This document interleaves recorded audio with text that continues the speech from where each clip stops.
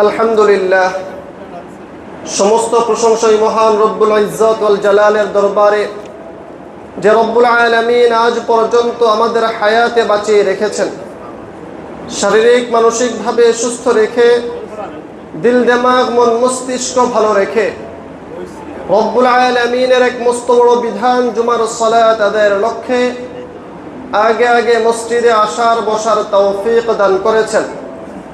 এজন্য মুসলমান হিসেবে ইমানের আওয়াজকে উঁচু করে বিনয় অবনত চিত্তে উচ্চ কণ্ঠে সকলেই পড়ছি আলহামদুলিল্লাহ। সম্মানিত উপস্থিতি, গত সপ্তাহে আমরা নারীর অধিকার ও মর্যাদা নিয়ে আলোচনা করেছিলাম। এই সপ্তাহ একই বিষয় নিয়ে কিছু কথা বলার চেষ্টা করব ইনশাআল্লাহ। সম্মানিত উপস্থিতি, যুগে যুগে নারীকে অবহেলিত, অপদস্থ, নারীকে কিভাবে ছোট করা যায়, নারীকে কিভাবে সমাজ থেকে পৃথক করে ভিন্ন কোনো রূপ দিয়ে প্রাণীদের মতো করে ব্যবহার করা যায়, সেই অপচেষ্টা ইসলামের যুগের পূর্বে কাফের মুশরিকরা সর্বদা চেষ্টা করেছিল। ওদের সর্বদা চেষ্টা এটাই ছিল কিভাবে নারীকে একটা প্রাণী রূপে আখ্যায়িত করে সমাজ থেকে বিচ্ছিন্ন করা যায়, যার ফলেই বর্তমান সময়ে যেমন কুকুর ছাগল, কুকুর বিড়াল, হিংস্র জানোয়ার মৃত্যুবরণ করলে কোনো মামলা মোকদ্দমা চলে না, কোনো রূপের কোনো ধরনের প্রশ্ন চলে না, ঠিক তদ্রূপভাবে মুহাম্মাদুর রাসূলুল্লাহ সাল্লাল্লাহু আলাইহি ওয়াসাল্লাম পৃথিবীতে আসার পূর্বে নারীকে কেউ যদি হত্যা করে ফেলতো, নারীর প্রতি কেউ যদি খারাপ আচরণ করত, নারীর প্রতি কেউ যদি জুলুম অন্যায় অবিচার করত, তার কোনো বিচার আচার মামলা মোকদ্দমা চলতো না। আল্লাহ বলেন, ওয়া ইযাল মাউউদাতু সুইলাত বিআইয়ি যামবিন কুতিলাত, নারী তোমাকে কেন অন্যায়ভাবে হত্যা করা হয়েছিল, কে তোমাকে হত্যা করেছে, কেন তোমাকে হত্যা করেছে, কি অপরাধে তোমাকে হত্যা করেছে, ময়দানে মাহশরে ডাকে তোমাকে জিজ্ঞেস করা হবে। হত্যার কোনো বিচার আচার চলতো না। যেই মহিলা নারী প্রসব করত, যেই মহিলা নারীকে প্রসব করত, ওই মহিলার উপর থাকতো অবিচার আর জুলুম, অন্যায় অবিচার করা হতো। নারীকে মানুষ মানুষই মনে করত না, নারীকে মানুষ মানুষই মনে করত না। মুহাম্মাদুর রাসূলুল্লাহ সাল্লাল্লাহু আলাইহি ওয়াসাল্লাম যখন এই দুনিয়াতে আসলেন, নারীর এমন করুণ অবস্থা দেখলেন। এত করুণ অবস্থা পর্যবেক্ষণ করে আল্লাহর নবী সাল্লাল্লাহু আলাইহি ওয়াসাল্লাম পৃথিবীতে আগত সমস্ত বাবাদেরকে ডাক দিয়ে বলেন, মান আলা জারিয়াতাইনি হাত্তা তাবলুগা জাআ ইয়াউমাল কিয়ামাতি আনা ওয়া হুয়া ওয়া দাম্মা আসাবি'হু।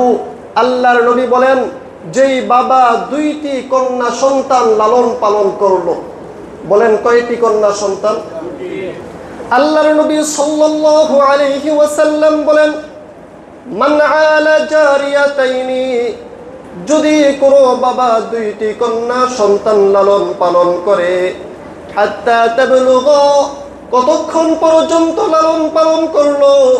আল্লাহর নবী বলেন, যতক্ষণ না পর্যন্ত সে বালেগা হলো। যদি কোনো দুইটি কন্যা সন্তানকে বালেগা হওয়া পর্যন্ত লালন পালন করে, জাআ ইয়াউমাল কিয়ামাতি আনা ওয়া হুয়া ওয়া দাম্মা আসাবি'হু। আল্লাহর নবী বলেন, হাসরের ময়দানে আমি এবং ওই বাবা, আমার এই দুইটা আঙ্গুল যেমন পাশাপাশি, হাসরের ময়দানে আমি আর ওই মেয়ের বাবা এরকম পাশাপাশি থাকবো। সুবহানাল্লাহ। হাসরের ময়দানে জাআ ইয়াউমাল কিয়ামাতি আনা ওয়া হুয়া, এটা যদি আমি হই ওই বাবা এটা হবে, আর ওইটা যদি আমি হই এটা ওই বাবা হবে। সুবহানাল্লাহ। ওয়া দাম্মা আসাবি'হু, দুইটা আঙ্গুল এভাবে মিলিয়ে রাসূল দেখিয়ে দিলেন, এই দুই আঙ্গুল যতটা পাশাপাশি আমি আর ওই মেয়ের বাবা এমন পাশাপাশি থাকবো। সুবহানাল্লাহ। মেয়ের উপর বাবার অত্যাচার আর জুলুম নিপীড়ন থেকে মেয়েকে রক্ষা করার জন্যে আল্লাহর নবী মেয়ের বাবাকে বললেন, শুধুমাত্র লালন পালন করো বিবাহ পূর্ব পর্যন্ত, তোমাকে জান্নাতে কিভাবে নিতে হয় আমি রাসূল সেটা দেখিয়ে ছাড়ব। সুবহানাল্লাহ। নারীকে শুধুমাত্র রক্ষা করার জন্য, বাবার জুলুম থেকে, বাবা যদি পাশে দাঁড়িয়ে যায় চাচার জুলুম বন্ধ হবে, বাবা যদি পাশে দাঁড়িয়ে যায় ভাইয়ের জুলুম বন্ধ হবে, বাবা যদি পাশে দাঁড়িয়ে যায় সমাজের জুলুম বন্ধ হবে, বাবা যদি পাশে দাঁড়িয়ে যায় রাষ্ট্রের জুলুম বন্ধ হবে। এজন্যই পয়গম্বর প্রথমেই বাবাকে ডাক দিয়া বলে, তুমি নারীর সহযোগী হয়ে যাও, তোমাকে জান্নাতে কিভাবে নিতে হয় আমি দেখব ইনশাআল্লাহ। সুবহানাল্লাহ বিহামদিহি। মুহতারাম হাজরিন, এজন্যই নারীকে রক্ষা করার জন্যে আল্লাহর নবী প্রথমেই বাবাকে ডাক দিয়ে বলতেছে, বাবা বিবাহ পূর্ব পর্যন্ত মেয়েটা বালেগা হওয়া পর্যন্ত, স্বামীর হাতে হস্তান্তর করার পূর্ব মুহূর্ত পর্যন্ত একটু দেখে শুনে রাখো, একটু লালন পালন আদর আপ্যায়ন করে রাখো, তোমাকে জান্নাত দিয়ে দিব। সুবহানাল্লাহ বিহামদিহি। মুহতারাম হাজরিন, আল্লাহর নবী মেয়েকে রক্ষা করার জন্যে বাবাকে জান্নাতের লোভ দেখিয়ে বাবা যখন মেয়েকে হস্তান্তর করে স্বামীর হাতে দিয়ে দিলেন, এবার স্বামীকে ডাক দিয়ে বলছেন, বলেন এবার কাকে ডাক দিয়ে বলতেছেন? এবার স্বামীকে ডাক দিয়ে বলতেছেন, ওয়াশিরুহুন্না বিল মা'রুফ। এই স্বামীরা, তুমি তোমার পরিবারের, তোমার মা বাবা, তোমার ভাই বোন, তোমার চাচা চাচি, তোমার ফুফা ফুফি, দুনিয়ার যত আত্মীয় স্বজন আছে, যখন তোমার ঘরে এই মেয়েকে স্ত্রী করে নিয়ে আসলে, এখন তোমার দায়িত্ব হলো ওয়াশিরুহুন্না বিল মা'রুফ, তার সাথে কিভাবে সদাচরণ করা যায়, তার সাথে কিভাবে ভালো ব্যবহার করা যায়, উত্তম একটা আখলাক দেখানো যায়, সেই পরিবেশটা তুমি প্রস্তুত করে দাও। সুবহানাল্লাহ। তোমার বাড়িতে সে নববধূ হয়ে আসছে, কাউকে সে চিনে না জানে না, কারো সাথে তার তেমন কোনো পরিচয় নাই, বাবার বাড়ির এই মহারাজ্য ছেড়ে তোমার রাজ্যে সে চলে আসছে। ওয়াশিরুহুন্না বিল মা'রুফ, সাবধান, তার সাথে কোনো ধরনের খারাপ ব্যবহার করা যাবে না, সাবধান, তার সাথে কোনো ধরনের জুলুম নির্যাতন আর নিপীড়ন করা যাবে না, যৌতুকের জন্য আর কোনো অর্থের জন্য তার গায়ে হাত তোলা যাবে না, কোনো ধরনের অসৎ আচরণ তার সাথে করা যাবে না। ওয়াশিরুহুন্না বিল মা'রুফ, দুনিয়ার সবচেয়ে ভালো ব্যবহার যেটা আছে সেই ব্যবহার দিয়ে তুমি তোমার স্ত্রীকে আগলে রাখো। সুবহানাল্লাহ। ওয়াশিরুহুন্না বিল মা'রুফ فإن كرهتموهن فعسى أن تكرهوهن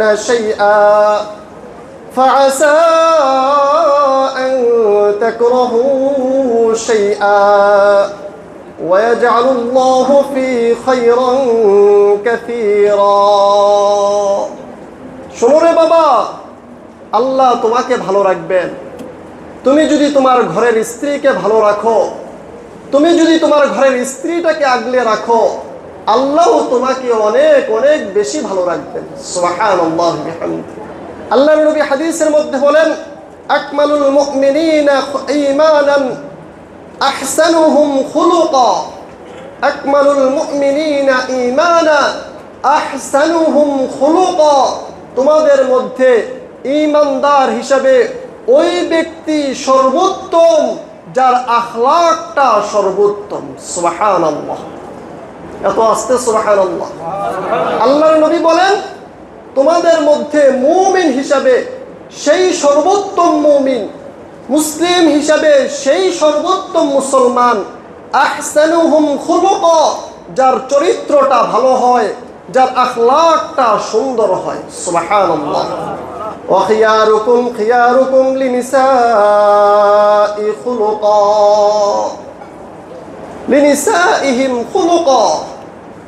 এবং সাবধান, ওয়া খিয়ারুকুম খিয়ারুকুম, তোমাদের মধ্যে সবচেয়ে উত্তম পুরুষ হলো লিনিসাইহিম খুলুকা, যে তার স্ত্রীর সাথে ভালো ব্যবহারটা দেখায়। সুবহানাল্লাহ। যে স্ত্রীর সাথে সুন্দর ব্যবহার দেখায়, যে স্ত্রীর সাথে ভালো একটা চরিত্র দেখায়, তোমাদের মধ্যে সেই সবচেয়ে উত্তম পুরুষ, সেই সবচেয়ে ভালো পুরুষ। সুবহানাল্লাহ। আর আমাদের অবস্থা কি?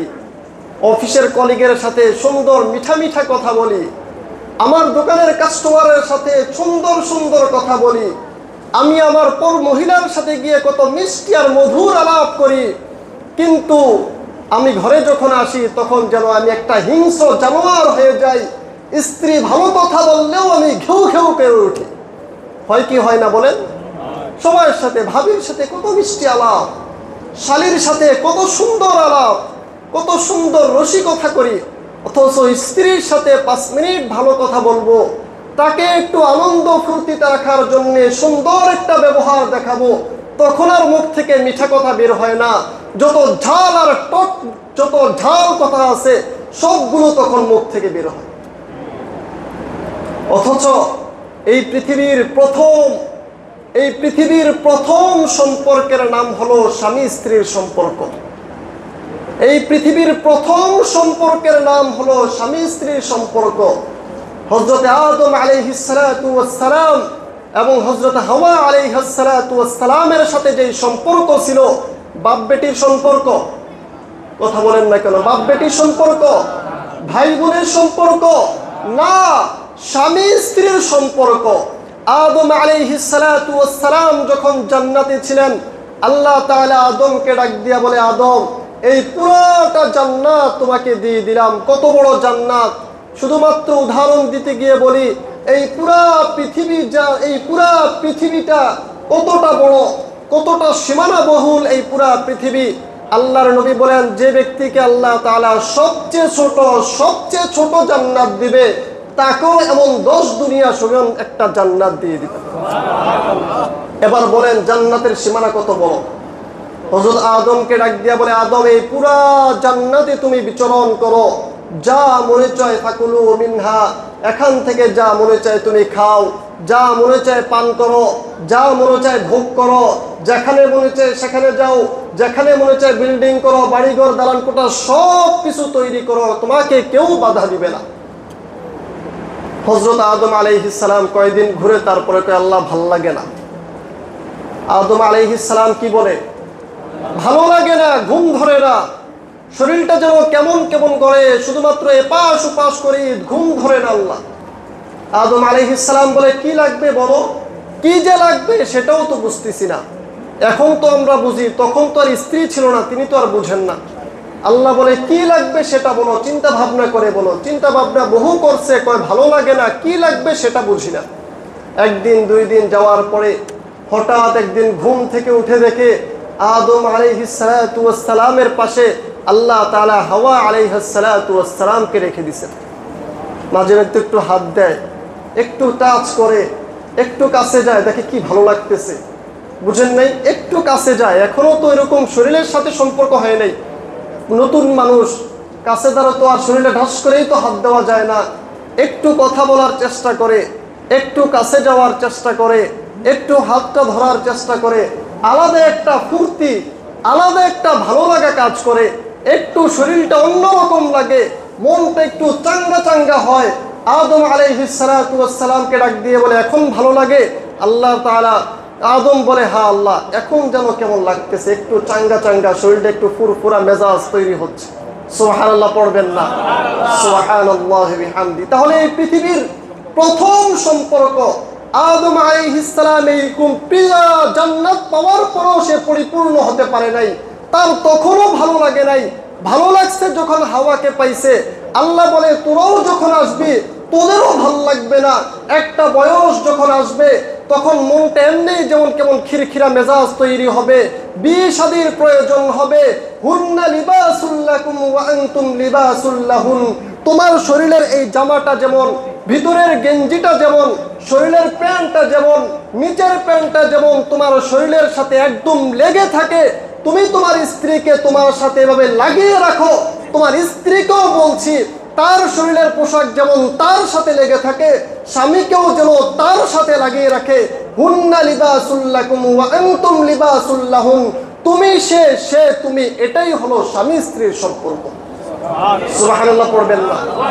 তুমি সে তুমি, তোমার সবকিছু তার, তার সবকিছু তোমার। হুন্না লিবাসুল লাকুম, তুমি তাদের পোশাক, ওয়া লিবাসুল লাহুন, সে তোমার পোশাক। এটাই হলো স্বামী স্ত্রীর সম্পর্ক। সুবহানাল্লাহ পড়বেন, বুঝেন নাই ব্যাপারটা?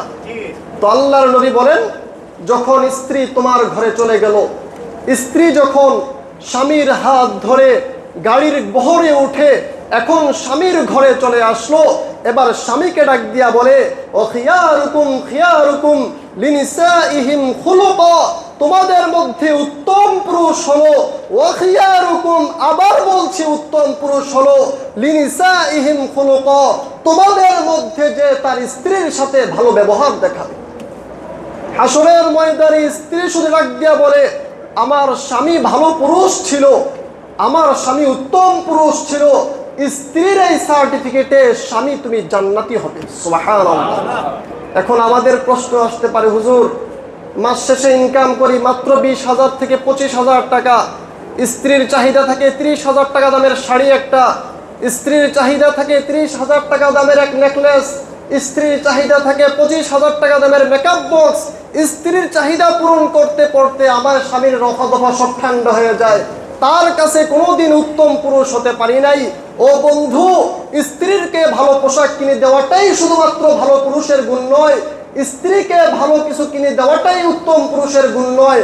রাসূল উত্তম পুরুষ হিসাবে বুঝাইছে, তুমি তোমার স্ত্রীর সাথে তোমার চরিত্রের ব্যাপারে হেফাজত হবে, তুমি তোমার স্ত্রীর সাথে তোমার জবানের ব্যাপারে হেফাজত হবে, তুমি তোমার স্ত্রীর সাথে তোমার আখলাকের ব্যাপারে হেফাজত হবে। স্ত্রী যদি তোমার আখলাকের ব্যাপারে সার্টিফিকেট দেয় যে আমার স্ত্রী, আমার স্বামী পরপুরুষের সাথে কথা বলে নাই, আমার স্বামী পরপুরুষের কাছে যায় নাই, আমার স্বামী পরপুরুষের প্রতি কোনো লোভ ছিল না, আমার স্বামীর কোনো বাজে নেশা ছিল না, যদি এই সার্টিফিকেট দেয় তবেই তুমি উত্তম পুরুষ। সুবহানাল্লাহ। তুমি টাকা দিয়ে কি কিনে দিচ্ছ আর কি কিনে দাও নাই সেটা কথা না, কথা হলো তোমার আখলাক কি ছিল, সেটা হলো বক্তব্য, সেটা ধর্তব্য। আল্লাহ তাআলা আমাদেরকে উত্তম পুরুষ হওয়ার তৌফিক দান করুন, সকলে পড়ি আমিন। মুহতারাম হাজরিন, এই যে নারীকে ঘরে তুলে নিয়ে আসলাম, এখন প্রথম রাত্রি আমার প্রথম রাত্রি, আমার বাসর ঘর চলছে, এবার আল্লাহ তাআলা সহবাসের নিয়ম কারণ আমাকে শোনাচ্ছে। আল্লাহ বলেন,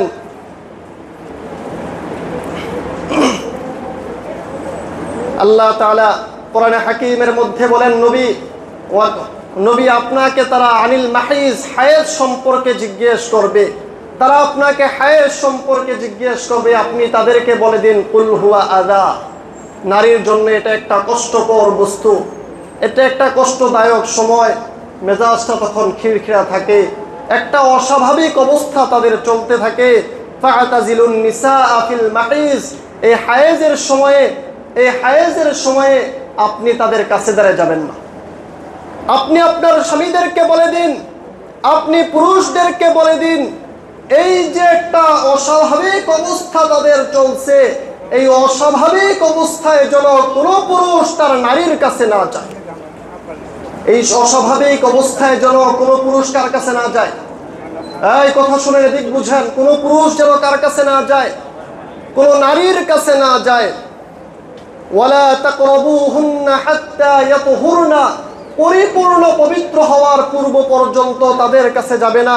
ফাইদা তাতাহুরনা ফাতুহুন্না মিন হাইথু আমারাকুমুল্লাহ, যখন তারা পবিত্র হলো এবার তাদের কাছে যাও আল্লাহ তোমাদেরকে যেভাবে আদেশ করেছে সেভাবে। আল্লাহ যেভাবে আদেশ করেছে, আল্লাহর নবী সাল্লাল্লাহু আলাইহি ওয়াসাল্লামের হাদিস, কোন পুরুষ যদি নারীর হায়েজ অবস্থায় সঙ্গম করে, কোন পুরুষ যদি নারীর পিছনের রাস্তায় সহবাস করে, কোন মানুষ যদি কোন জ্যোতিষীর কাছে গিয়ে তাদের কথা বিশ্বাস করে, এই তিন শ্রেণীর মানুষ, এক নাম্বার যদি নারীর হায়েজ অবস্থায় সহবাস করে, দুই নাম্বার নারীর পিছনের রাস্তায় যদি কেউ সহবাস করে, তিন নাম্বার কোন জ্যোতিষীর কাছে গিয়ে যদি জ্যোতিষীর কথা বিশ্বাস করে, ওই তিন মানুষ আল্লাহর পক্ষ থেকে মুহাম্মাদুর রাসূলুল্লাহর উপর যে কোরআন নাজিল হয়েছে এই কোরআনকে অস্বীকার করলো। নাউজুবিল্লাহ পড়বেন না। আল্লাহর কোরআন যদি কেউ অস্বীকার করে সে কাফের না মুমিন? কাফের না মুমিন? তার মানে সঠিক কথা আর সোজা কথা হলো কোনো পুরুষ যদি নারীর হায়েজ অবস্থায় সহবাস করে, নারীর পিছনের রাস্তায় সহবাস করে, আর যদি কোনো জ্যোতিষীর কথায় গিয়ে জ্যোতিষীর কথা বিশ্বাস করে, এই 3 শ্রেণীর মানুষ সাথে সাথে কাফের হয়ে যায়, সাথে সাথে কাফের হয়ে যায়। এখন কথা হলো, হুজুর আমি পুরুষ মানুষ, আমার অবস্থা বিভিন্ন হালতে হতে পারে, নারীর অসুস্থতাও আমার পুরুষত্ব বুঝে না, নারীর অসুস্থতা তো আমার পুরুষত্ব বুঝে না, তখন আমি কি করব? তখন তো আল্লাহ তাআলা আপনার জন্য অপশন দিয়েছেন, ফানকিহু মা তাবা লাকুম মিনান নিসাই মাসনা ওয়া থুলাসা ওয়া রুবা'। হে পুরুষ, তুমি চাইলে একটা বিয়ে করতে পারো, চাইলে 2টা করতে পারো, চাইলে 3টা করতে পারো, সর্বোচ্চ 4টা পর্যন্ত বিয়ে করতে পারো। একজন অসুস্থ তো আরেকজনের কাছে যাও, আরেকজন অসুস্থ তো আরেকজনের কাছে যাও, একাধিক স্ত্রী বিয়ে করে একাধিকের কাছে তুমি যাও, তারপরও তুমি কিন্তু সাবধান, হায়েজ আর অসুস্থ অবস্থায় স্ত্রীর ধারে কাছেও যেতে পারবে না। সাবধান, হায়েজ অবস্থায় স্ত্রীর ধারে কাছেও যেতে পারবে না। ফাইন খিফতুম আল্লা তা'দিলু, খালি মাত্র পুরুষত্বটাই বুঝলেন, খালি মাত্র নিজের জৈবিক একটা চাহিদা বুঝেই এক স্ত্রী থাকতে আরেক স্ত্রী বিয়ে করে ফেললেন, 2 থেকে 3, 4টা বিয়ে করে ফেললেন। আল্লাহ পরে কি বলছে সেটা শুনেন, ফাইন খিফতুম, সাবধান, যদি তুমি আশঙ্কা করো, আল্লাহ তা'দিলু ফাওয়াহিদাতান, যদি আল্লাহ তা'দিলু 2, 3, 4টা বিয়ে করে ইনসাফ বজায় রাখতে পারবে না, 2টা বিয়ে করেছো, সুন্দরীর কাছে আগে যাও, কালোর কাছে পড়ে যাও, একজনকে 10 দিন সময় দাও, আরেকজনকে 2 দিন সময় দাও, একজনকে বেতনের পুরোটা দাও, আরেকজনকে কিছুই দাও না, এই যে একটা তারতম্য করো, এই যে একটা বৈষম্য হয়, যদি এই ব্যাপারে তুমি আশঙ্কা করো ফাওয়াহিদা, তাহলে সাবধান, একটাই বিয়ে করবে। এই যে একটা আশঙ্কা যদি করো যে আমি 2টার মাঝে ইনসাফ বজায় রাখতে পারবো না। আশরাফ আলী থানভী রহমতুল্লাহি আলাইহি 2 বিয়ে করেছিলেন, তাকে জিজ্ঞেস করা হয়েছিল, আপনি 2 বিয়ে করেছেন ঠিক, কিন্তু আপনার মুরিদান যারা আছে তাদেরকে 2 বিয়ের নসিহত কেন করেন না? তিনি বলেন, 2 বিয়ের যে ঝামেলা, এই ঝামেলা আমার উম্মত, আমার মুরিদান রক্ষা করতে পারবে না, এজন্য তাদেরকে নসিহত করি না।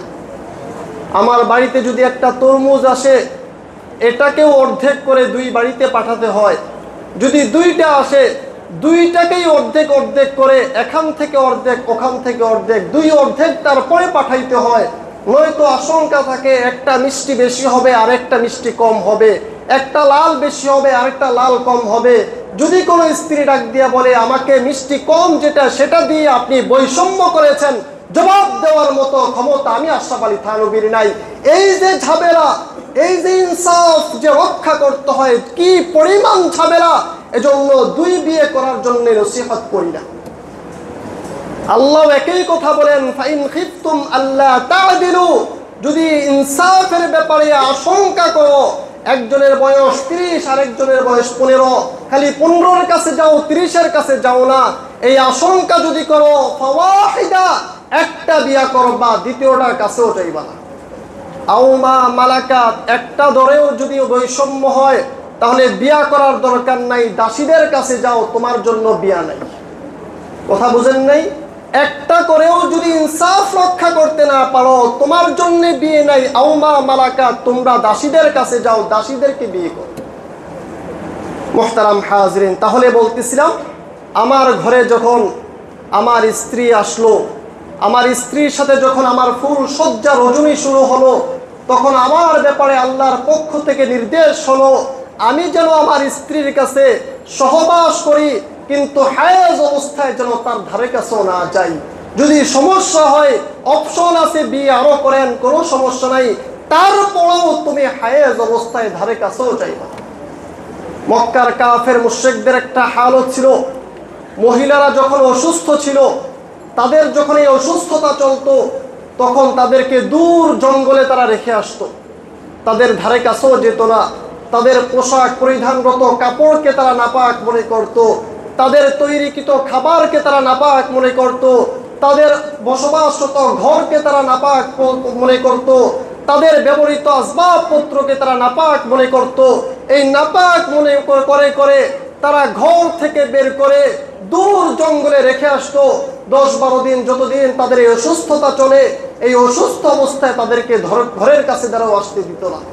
আজকের সমাজেও ওই মক্কার কাফের মুশরিকদের সে আখলাক গ্রহণ করে কিছু কিছু পুরুষ আর মহিলা আছে, তারা মনে করে তাদের আসবাবপত্র, ঘর সমাধি, এই অসুস্থ অবস্থায় যা কিছু তারা ব্যবহার করে সব কিছুই হারাম। এটা বেঠিক কথা, ভুল কথা। হারাম শুধুমাত্র যতটুকু বলেছি ততটুকু হারাম। তাদের ব্যবহৃত কিংবা রান্নাকৃত কোনো তরকারি বা আসবাবপত্র কোনোটাই হারাম নয়। কোনোটাই কি নয় বলেন? হারাম নয়। আল্লাহ তাআলা আমাদেরকে বুঝার তৌফিক দান করুন, সকলে পড়ি আমিন। এবার আল্লাহ তাআলা বলে, বাসর ঘরে আমাদের কিছু পুরুষ আছে, আমাদের কিছু কাপুরুষ আছে, যারা মহিলাদের কাছ থেকে তাদেরকে যে দেওয়া অর্থ মোহর ছিল, এই মোহরের ক্ষমা চায়। আছে না নাই? আছে না নাই? মনে রাখেন, যে মোহর তার জন্য ধার্য করা হয়েছে, এটা তার প্রাপ্য, এটা তার অধিকার। এই একটা মেয়ের জন্যে, আপনার স্ত্রীর জন্যে আপনি জিনা থেকে বেঁচে থাকতে পারছেন, আপনার স্ত্রীর জন্যে আপনার জীবনটা পরিপূর্ণ হলো, আপনার স্ত্রীর জন্যে আপনি সন্তানের বাবা হতে পারছেন। এই একটা স্ত্রীর জন্যে আপনার ঘরটা আলোকিত, আপনার সংসার আলোকিত, আপনার জীবন আলোকিত। তার বিনিময়ে আল্লাহ কর্তৃক নির্ধারিত একটা মোহর ছিল। এই মোহর যারা স্ত্রীকে নির্যাতন করে ক্ষমা চায়, এই মোহর যারা স্ত্রীর এই লজ্জাজনিত কারণে প্রথম সাক্ষাৎ তার সাথে তেমন কথাও বলতে পারে না, এই যে একটা সুযোগের সদ্ব্যবহার করে যারা ক্ষমা চায়, এটা নিতান্তই আসলে কোনো ক্ষমা হয় না। বলেন, এটা কি হয় না? এটা ক্ষমা হয় না।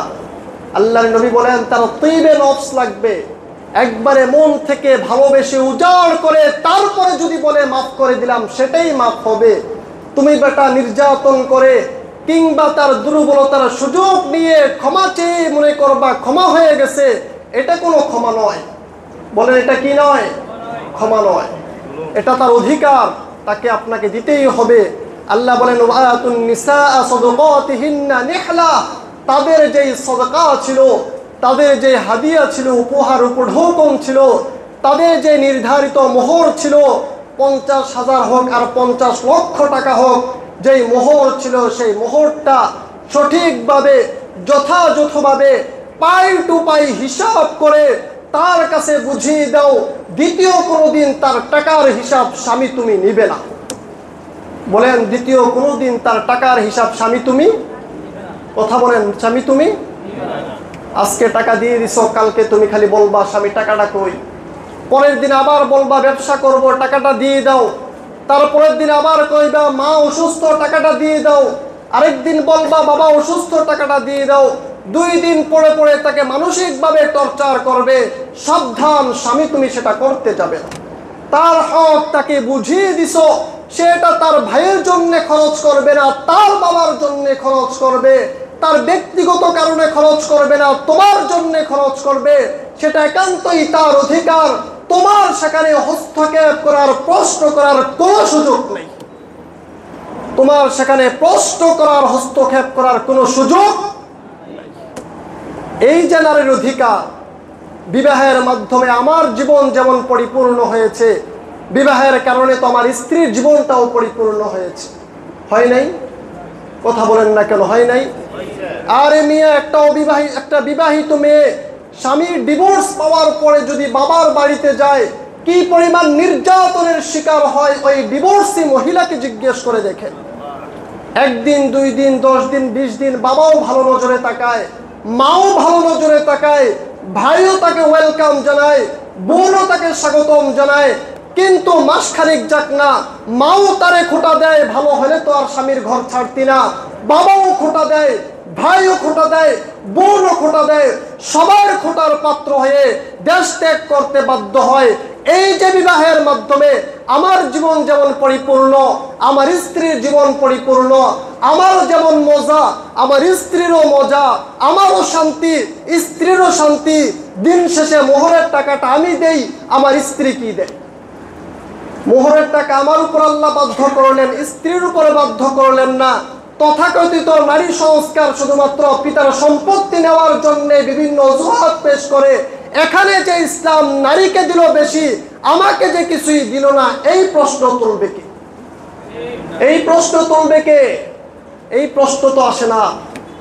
আজকের নারী সংস্কার কমিশন বিভিন্ন জায়গায় স্লোগান দেয়, শুধুমাত্র বলে নারীর উপর বৈষম্য করা হয়েছে, শুধুমাত্র বলে নারীর উপর বৈষম্য করা হয়েছে। অথচ বাবার উপরে জান্নাতের সার্টিফিকেট দিল, ভাইকে দিল সার্টিফিকেট, স্বামীর ঘরে তাকে রাখলো শান্তি, সন্তানের ঘরে রাখলো তাকে শান্তিতে, সব কিছু করে ইসলাম যখন তার আরাম আর আয়েশের এক জীবন দিয়ে দিল, তখন আর নারী সমাজের কোনো কথা বের হয় না। তখন আর কোনো কথা বের হয় না। কথা তখন বের হয় যখন বাবার সম্পত্তির ভাগ বাটোয়ারা শুরু হয়েছে। অথচ এই নারী বাবার কাছ থেকে সম্পত্তি পায়, ভাইয়ের কাছ থেকে সম্পত্তি পায়, স্বামীর কাছ থেকে সম্পত্তি পায়। এই নারী আবার গিয়ে সন্তানের কাছ থেকেও সম্পত্তি পায়। যতগুলো অধিকার ছিল, বাবা সম্পদ দিল, ভাই সম্পদ দিল, বোন সম্পদ দিল, স্বামী সম্পদ দিল, মা দিল, ওই সন্তান দিল। এত এত সম্পত্তি পাওয়ার পরে খরচের জায়গাটা কোথায়? ওই নারীর খরচের জায়গা কোথায় আপনি দেখান। শাড়ি কিনতে হবে, তাও স্বামী, বয়স হয়েছে সন্তান, বাবার ঘরে আছে বাবা, তার যত হাজত আছে সবগুলো পূরণ করবে হয়তো বাবা, নয়তো ভাই, নয়তো স্বামী, নয়তো সন্তান। কিন্তু খরচের জায়গার একটা স্কোপও ইসলাম রাখলো না। দিন শেষে তারাই বলতে যায় তাদের প্রতি নাকি জুলুম করেছে। অথচ একবারও চিন্তা করে না ইসলাম তাদেরকে কোথা থেকে এনেছিল, কোন হিংস্র জানোয়ারের সাথে তার বসবাস ছিল। বাড়ির কুত্তা ছাগলের জন্য যেমন একটা ঘর থাকে, বাড়ির হিংস্র প্রাণীর জন্য যেমন একটা আলাদা খাবার থাকে, ওই নারীর এরকম আলাদা খাবার ছিল, আলাদা ঘর ছিল, আলাদা বসবাসের জায়গা ছিল। ওই জঙ্গলে তাদের বসবাস ছিল। ইসলাম সেখান থেকে এনে, কোরআনের সুন্নাহ সেখান থেকে এনে তাদের স্বামীর ঘরে, বাবার ঘরে আরাম আয়েশের জিন্দেগি দিল। দিন শেষে পূর্ণ চোখ তুলে সেই কোরআনের প্রতি আর রাসূলের হাদিসের প্রতি। আরাম আয়েশ তো ভালো লাগে না, সুখ শান্তি তো ভালো লাগে না। আজকে আপনি হিন্দু ধর্মের দিকে তাকান না, বৌদ্ধ ধর্মের দিকে তাকান না, কি পরিমাণ জুলুম তাদের প্রতি করা হয়েছে, কি পরিমাণ অবিচার তাদের দিকে করা হয়েছে। একটু শুধু পড়াশোনা করেন, অনুমান করতে পারবেন। আজকে যদি নারী তার ঘর থেকে বের হয়, হিন্দু ধর্মে দ্বিতীয় কোনো বিয়ে নেই, আর দ্বিতীয় কোনো বিয়ে নেই। আজকে পুরুষের স্ত্রী চলে যাক, দ্বিতীয় দিন আর পুরুষ বিয়ে করতে পারবে না।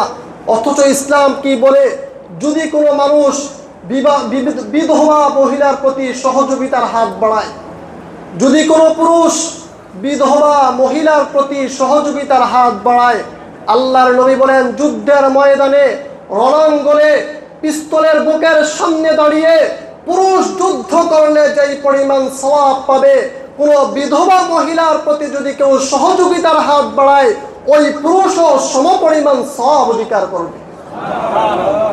বুঝতে পারেন কথা? আজকে তো আমরা যখন কোনো বিধবাকে বিয়ে করতে যাই, আমাকে সমাজ কতভাবে তিরস্কার করে, আমার প্রতি সমাজ কতটা ঘৃণিত দৃষ্টিতে তাকায়। অথচ আল্লাহর নবী বলেন যুদ্ধের ময়দানে, রণাঙ্গনে, পিস্তলের বুকের সামনে দাঁড়িয়ে যুদ্ধ করা যেই পরিমাণ সওয়াবের কাজ, বিধবার প্রতি সহযোগিতার হাত বাড়ানো সমপরিমাণ সওয়াবের কাজ। সুবহানাল্লাহ। রাত দিন, দিনের বেলা রোজা রেখে যেই পরিমাণ সওয়াব কামায়, রাতের বেলা দাঁড়িয়ে দাঁড়িয়ে নামাজ পড়ে যেই পরিমাণ সওয়াব অর্জন করে, বিধবার প্রতি সহযোগিতার হাত বাড়িয়ে পুরুষ সমপরিমাণ সওয়াব কামাই করতে পারে। সুবহানাল্লাহ। রাসূলের তাজা টাটকা বুখারীর হাদিস বললাম। আপনি কই আছেন? শুধুমাত্র নারীরা দেখে ওই পুরুষের সম্পত্তির দিকে। এটা ছাড়া যে হাজারো দিক তার রয়েছে, হাজারো হালত যে তার আছে, হাজারো অবস্থা যে তার আছে, এটা নারী আর দেখার চেষ্টা করে না, এটা নারী আর অনুমান করার চেষ্টা করে না। চেষ্টা দিন শেষ ওই পুরুষের বাবার সম্পত্তির কাছে গিয়ে ঠেকে। আজকে নারী কমিশনের কাছে নারী সংস্কার বিষয়ে যতগুলো তথ্য তুলে ধরা হয়েছে, ওলামায়ে কেরামের কাছে সেই কপি আছে। যতভাবে পেরেছে, যত্রতত্র পারছে, যেখানে যেভাবে মনে চাইছে কোরআনকে যত ভাবে পারছে তিরস্কার করতে করেছে, রাসূলের হাদিসকে যত পারছে তিরস্কার করতে করেছে, যত পারছে, কেউ কিছু বলার নাই। মুহতারাম হাজরিন, এভাবে চলতে দেওয়া যায় না। কোরআনের বিরুদ্ধে কথা বলবে, রাসূলের হাদিসের বিরুদ্ধে কথা বলবে, মুসলমান তার রক্ত থাকতে বেঁচে থাকবে, এটা কেমন করে সম্ভব? কি করে কল্পনা করলো? এ বাংলাদেশের সবচেয়ে বৃহৎ এক সংগঠন, অরাজনৈতিক সংগঠনের নাম হলো হেফাজতে ইসলাম বাংলাদেশ, একদম ওপেন চ্যালেঞ্জ দিয়েছে, নারী সংস্কারের প্রতিটা বিষয় যদি বাংলাদেশে সংস্কারে তৈরি করতে চায় আর যুক্ত করতে চায়, তাওহীদি জনতার রক্তের উপর দিয়ে, জীবনের উপর দিয়ে তারপরে যুক্ত করতে পারবে। এক ফোঁটা পরিমাণ রক্ত থাকতে এই সংস্কার হতে দিব না ইনশাআল্লাহ। কোরআনের বিরুদ্ধে কথা বলবেন, রাসূলের হাদিসের বিরুদ্ধে কথা বলবেন, আল্লাহর রাসূলকে নিয়ে টিটকারি করবেন, আর শরীরে জীবন থাকতে আমরা দেখে দেখবো খালি, কখনোই হতে পারে না ইনশাআল্লাহ, কখনোই হতে পারে না ইনশাআল্লাহ। জীবনের তাজা রক্ত দিয়েও হলো, জীবন দিয়েও হলো, সন্তান আর স্ত্রী দিয়েও হলেও এই সংস্কার থেকে দেশকে রক্ষা করবো ইনশাআল্লাহ। মুহতারাম হাজরিন, হেফাজতে ইসলাম বাংলাদেশ বারবার তাদের কাছে অনুরোধ করেছে, যেভাবে পেরেছে সেভাবেই তাদের দ্বারস্থ হয়েছে, কিন্তু তারা যখন সোজা আঙ্গুলে ঘি তুলতে চেষ্টা করে নাই, সোজা আঙ্গুলে ঘি তুলতে দেয় নাই। আগামীকাল 3 মে সোহরাওয়ার্দী উদ্যানে তারা সমাবেশ ডেকেছে, চূড়ান্ত পর্যায়ে লড়াইয়ের জন্য প্রস্তুত। যেভাবেই সম্ভব সেভাবেই হলেও এই সংস্কার থেকে দেশকে রক্ষা করব, আমি আমার মা বোনের ইজ্জত নিয়ে বেঁচে থাকবো। চূড়ান্ত পর্যায়ে সোহরাওয়ার্দীতে গিয়ে আমি আমার এই জান দিব ইনশাআল্লাহ। এই সংস্কারে জাতি চায় না ইনশাআল্লাহ। এজন্যই যারা আমরা চূড়ান্ত পর্যায়ে আল্লাহর রাসূলের ইজ্জত হেফাজতের জন্য, আমি আমার মা বোনের ইজ্জত হেফাজতের জন্য প্রস্তুত আছি।